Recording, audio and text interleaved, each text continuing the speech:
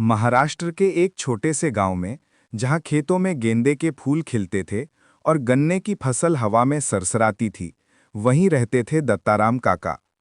लगभग 70 वर्ष के, एक अनुभवी, नेक दिल और बुद्धिमान बढ़ई। हर सुबह सूरज उगते ही वे अपने पुराने मगर मजबूत लकड़ी के शेड के बाहर बैठ जाते। उनके हल्के बेज रंग के कुर्ता पायजामे पर एक भूरा नेहरू कोटी जंचता था, सिर पर सफेद गांधी टोपी और आंखों पर गोल चश्मा।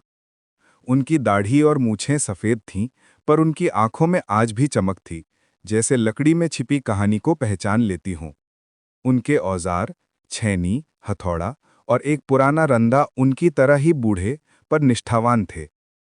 आज का दिन खास था।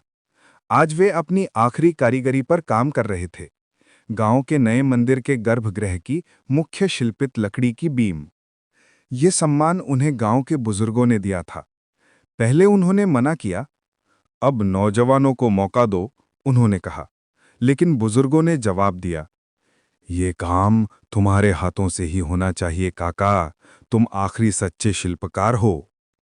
सूरज सिर पर चढ़ता गया और दत्ताराम काका का हथौड़ा छेनी का संगीत पूरे गांव में गूंजता रहा। ठक छें खुरच, ठक छें खुरच। लकड़ी पर फूलों की बेलें उभरने लगीं, मंदिर के चिन्ह और लहरों जैसी कारीगरी जो गांव की सूख चुकी नदी की याद दिलाती थीं। पसीना उनके माथे से टपक कर बीम पर गिरा, जैसे श्रद्धा का अर्पण।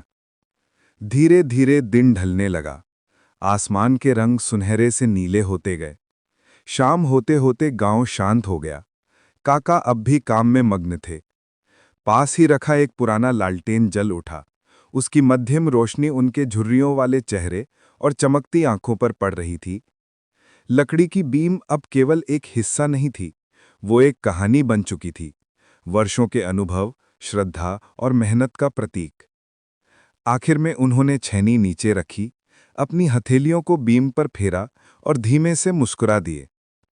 इस बीम पर सिर्फ छत नहीं, एक सदी की प्रार्थनाएं टिकेंगी, उन्होंने बुदबुदा कर कहा। गांव सो चुका था, पर उस लालटेन की रोशनी